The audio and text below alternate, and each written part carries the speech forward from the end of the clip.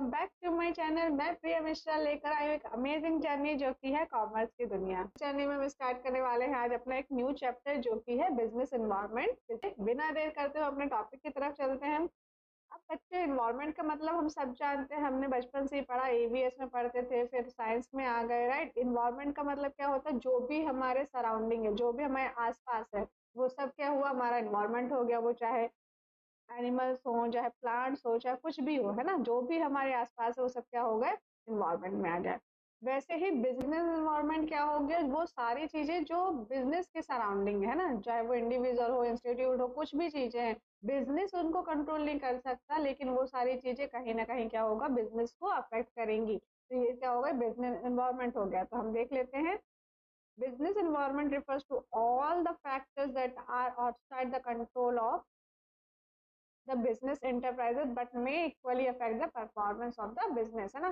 Business control नहीं कर सकता, पर कहीं ना कहीं वो क्या करेंगे, बिजनेस के परफॉर्मेंस में अफेक्ट करेंगी। द सोशल हो सकता है, पॉलिटिकल रीजंस हो सकते हैं, इकोनॉमिक्स हो सकती है, टेक्नोलॉजिकल फैक्टर्स हो सकते हैं, कोई भी फैक्टर्स जो बिजनेस के परफॉर्मेंस को अफेक्ट करेंगे।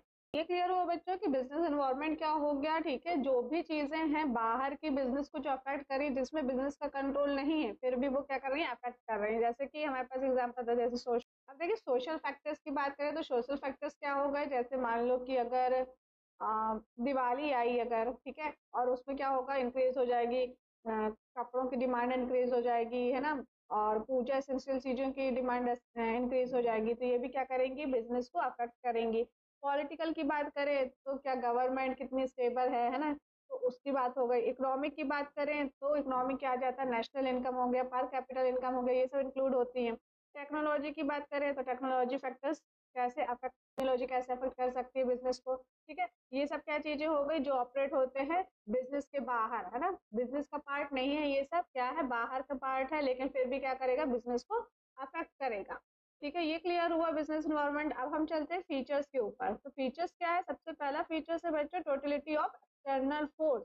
हम पूरी की पूरी बात कर रहे हैं किसमें, एक्सटर्नल फोर्स की बात कर रहे हैं, हम इंटरनल फोर्स की बात नहीं कर रहे हैं। हम मैनेजर की बात नहीं कर रहे हैं, हम एम्प्लॉयज की बात नहीं कर रहे हैं, मैनेजमेंट की बात नहीं कर रहे हैं, है ना। हम किसकी बात कर रहे हैं, हम कर रहे हैं बाहर के लोगों की बात, है ना। बाहर की जितनी भी चीजें हैं एग्रीगेटिव इन नेचर, है ना, उनको क्या कर दो, टोटल कर दो। तो हम उसकी बात कर रहे हैं जो भी चीजें बाहर के। Business environment is the sum total of all things external to business firm. Business firm से बाहर की बात कर रहे हैं हम, कॉम्पिटिटर्स की बात कर रहे हैं, कस्टमर्स की बात कर रहे हैं, सबके टोटल की बात कर रहे हैं।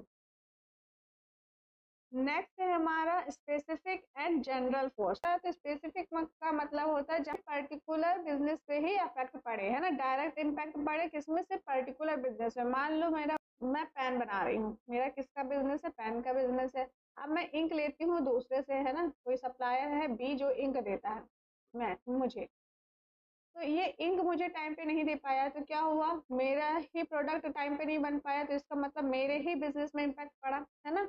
या हो सकता है ये मुझे एडवांस में इंक दे दिया है, ठीक है, तो ये इसका इम्पैक्ट किस पे पड़ रहा है, सिर्फ और सिर्फ एक बिजनेस पे पड़ रहा है, मेरे बिजनेस में ही पड़ रहा है और किसी के बिजनेस में नहीं पड़ रहा है। और दूसरा होता है जनरल फोर्स, जहाँ पे सारे के सारे बिजनेस में फर्क पड़े, है ना। तो वो क्या हो सकता है, जैसे कि जीएसटी के आने से सारे बिजनेस में फर्क पड़ा था, कोविड आया था, तो कोविड के आने से भी क्या हुआ था, सारे बिजनेस में इम्पैक्ट पड़ा था। तो ये होगा क्या, जनरल फोर्स जहाँ पे सारे बिजनेस में इम्पैक्ट पड़ेगा, स्पेसिफिक मतलब किसी एक बिजनेस में ही इम्पैक्ट पड़ेगा। तो particular factors are those that have a direct impact on a single corporation organization, है। जनरल फोर्स क्या हुआ, are those that have a direct impact of border industry at have to indirect impact on a firm, ठीक है। Next है हमारा dynamic nature. तो ये कैसे नेचर का होता है, डायनेमिक होता है। The external force keep changing due to constant change in technology, है ना। ये क्या होता है, एक्सटर्नल फोर्स जो होते हैं वो चेंज हो सकते हैं, कांस्टेंट चेंज हो जाते हैं टेक्नोलॉजी की वजह से, कस्टमर प्रेफरेंस की वजह से, अवेलेबिलिटी की वजह से, है ना, या रॉ मटेरियल एक्सेट्रा। ये हो गया क्या, डायनेमिक इन नेचर। फोर्थ है हमारा अनसर्टिनिटी। तो इसमें क्या होता है, अनसर्टिनिटी होती है, constant change in environment make it difficult to predict, है ना। आप कांस्टेंट चेंज होते हैं तो हमें क्या होता है, डिफिकल्ट होता है प्रिडिक्ट, पॉलिटिकल चेंज कुछ हो जाए, पॉलिटिकल चेंज हो जाए, है ना, टेक्नोलॉजी ही इतनी चेंज हो जाए कि बिजनेस में इम्पैक्ट पड़े जिससे हम प्रिडिक्ट नहीं कर सकते हैं। नेक्स्ट है कॉम्प्लेक्सिटी। तो देखिए कॉम्प्लेक्सिटी क्या है कि the inter related and dynamic nature, है ना, कोई भी चेंजेस आ जाएगा। और तो ये क्या होता है, इंटर रिलेटेड होता है एंड डायनेमिक नेचर होते हैं। एक्सटर्नल फोर्स में कब कौन से चेंजेस आ रहे हैं, किस वजह से आ रहे हैं, हम एक सिंगल स्ट्रेटेजी से चलते हैं तो हम इसे हैंडल नहीं कर पाएंगे, है ना। मान लीजिए अगर गवर्नमेंट ने टैक्स बढ़ा दिए 5% से, तो क्या के लिए नहीं है, ना, बिजनेस वालों के लिए उनकी कॉस्ट ऑफ प्रोडक्शन हाई हो जाएगी, इलेक्ट्रिसिटी बिल ज्यादा आने लग जाएगा एंड अदर भी चीजें हैं जो उनकी कॉस्ट ऑफ प्रोडक्शन को बढ़ा देंगी, ठीक है।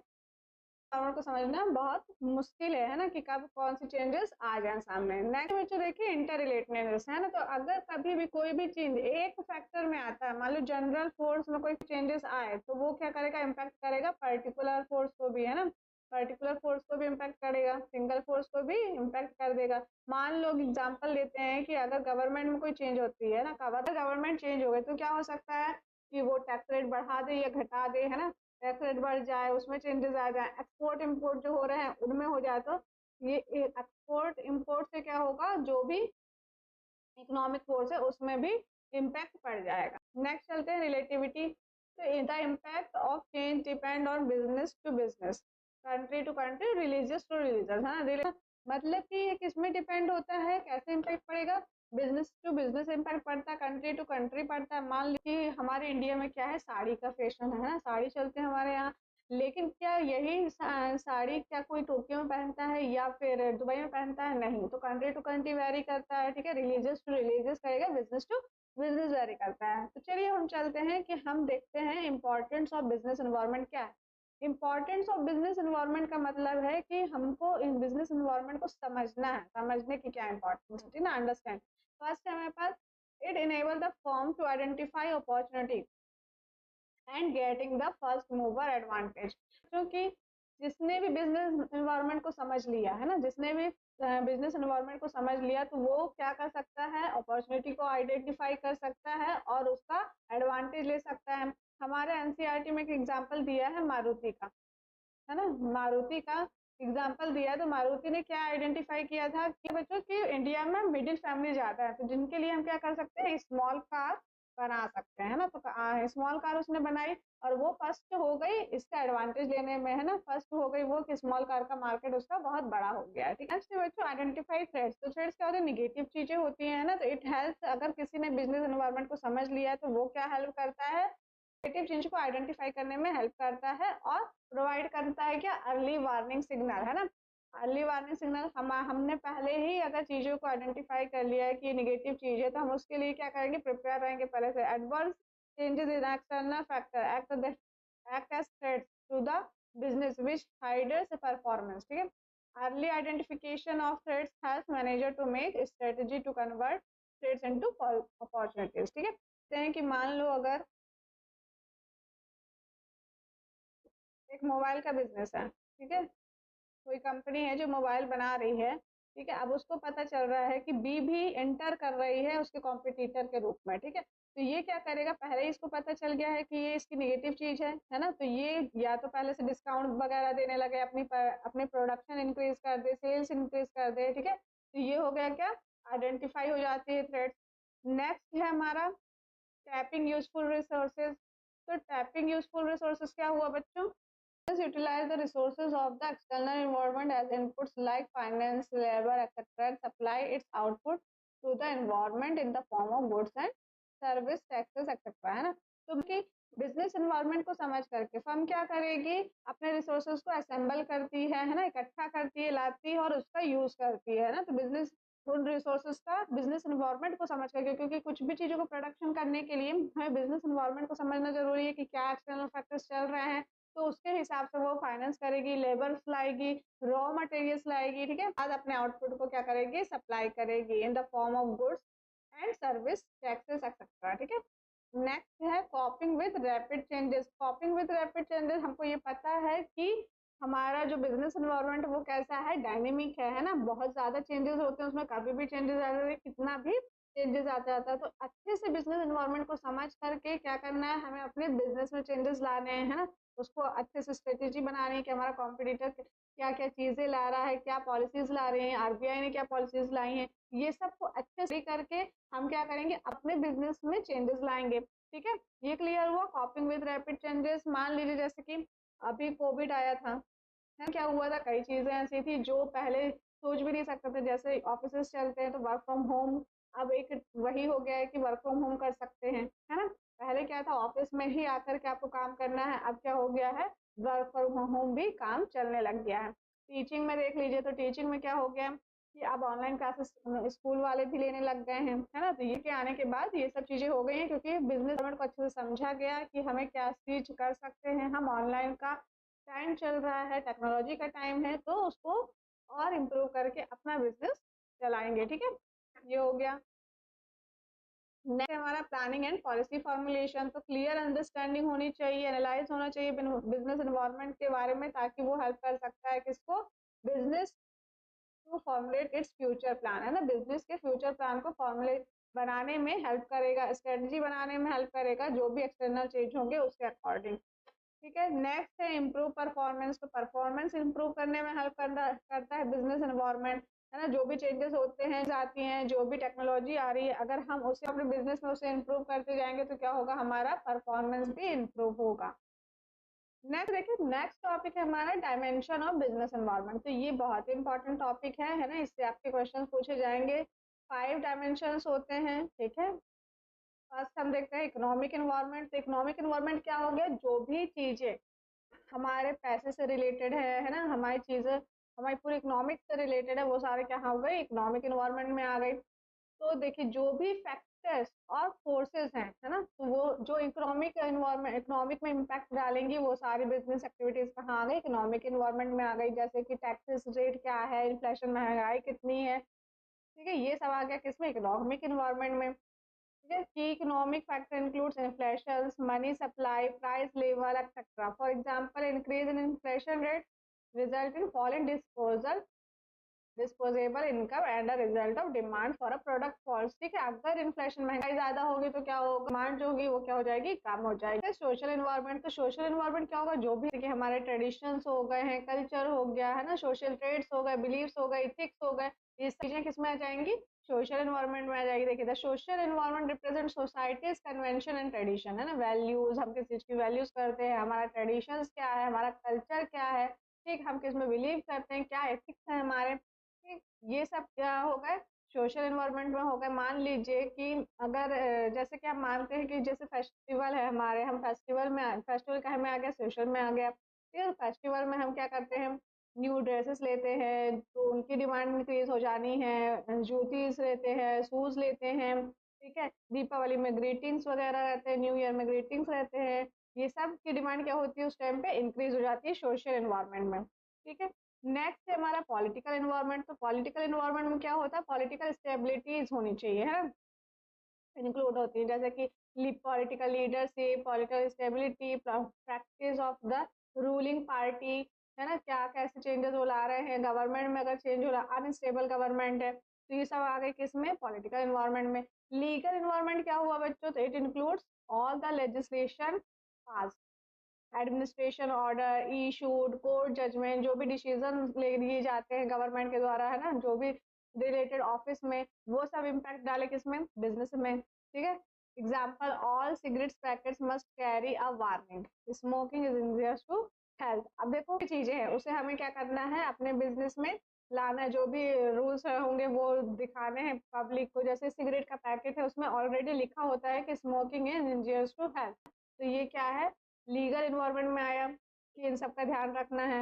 नेक्स्ट है टेक्नोलॉजिकल एनवायरनमेंट। तो it consist of force relating the scientific improvements and innovation, है ना, नए नए जो टेक्निक्स आती हैं, जो भी इम्प्रूवमेंट्स होती हैं, which lead to better production techniques and method to produce goods, वो सबको यूज करना। ठीक है, ये आ गया किसमें, टेक्निकल एनवायरनमेंट में। For example, shift from books to e book, है ना। अब कैसे हो गया, पहले हम क्या करते थे, पेपर बुक पढ़ते थे, अब क्या हो गया, हम सीधे ई बुक पढ़ते हैं ना, टेलीफोन से हम आ गए टच स्क्रीन मोबाइल फोन में।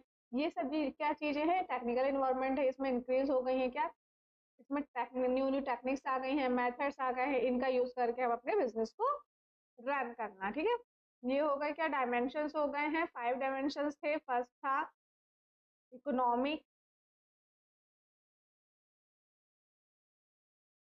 सेकंड था सोशल, थर्ड है पॉलिटिकल, फोर्थ है लीगल एंड फिफ्थ है टेक्नोलॉजी। ठीक है, ये 5 डायमेंशन से इसको याद करके रखिएगा, dimensions of the business environment. अब नेक्स्ट है बच्चों हमारा डीमोनेटाइजेशन। तो डीमोनेटाइजेशन क्या होता है, जब किसी करेंसी का उसकी अथॉरिटी छीन ली जाए, है ना, कि अब ये जो 500 का नोट है उसका कोई मतलब नहीं, सिर्फ कागज का टुकड़ा है, इसका कोई भी वैल्यू नहीं रहेगी। तो यही क्या हो गया, डीमोनेटाइजेशन हो गया। तो ये कब हुआ था, 8 नवंबर 2016 का हुआ था, है ना। मोदी जी आकर के क्या बोल दिए थे कि 500 और 1000 के नोट अब नहीं चलेंगे, वो कोई वैल्यू नहीं रखते हैं ना। तो इसको क्या करो, बैंक में एक्सचेंज कर लो, बैंक से एक्सचेंज करने को बोला था 500 और 1000 रुपीज के नोट को। ठीक है, तो लगभग 86% मॉनेटरी वैल्यू को इम्पैक्ट पड़ा था। ठीक है, तो ये क्या हुआ, डिमोनेटाइजेशन हुआ। क्यों हुआ था, क्योंकि भ्रष्टाचार को रोकने के लिए था, कहीं ना कहीं करप्शन को रोकने के लिए था, इलीगल एक्टिविटीज बहुत ज्यादा हो रही थी, है ना, तो उसके लिए था, ब्लैक मनी रोकने के लिए था, इन सब के चीजों के लिए क्या था, डिमोनेटाइजेशन किया गया था। फीचर्स देख लेते हैं डिमोनेटाइजेशन के। तो after demonetisation cash is deposit into bank. ठीक है, बैंक में हम लोगों को बोल दिया गया था कि जमा कर दीजिए आप लोग जो भी 500 1000 के नोट्स हैं, उनको कहाँ जमा करना है, बैंक में जमा करना है, for exchanging with new notes which makes the payment of tax compulsory with penalty rate. ठीक है, government introduce demonetization to reduce tax evasion introduce की गई थी। क्यों, रिड्यूस टैक्स इवेशन रिड्यूस कर रहा था कैश ट्रांजैक्शन को in the economic which means more saving through the financial system. ठीक है, कैश ट्रांजैक्शन को रिड्यूस किया था, जिससे क्या होगा, फाइनेंशियल सिस्टम में सेविंग ज्यादा होंगी, improving tax payment system improve होगा। और क्या था कि फैसिलिटीज टैक्स एडमिनिस्ट्रेशन एंड पे way for cashless economic, cashless economic digitise हो जाए इंडिया। ठीक है, तो ये सब किया गया था।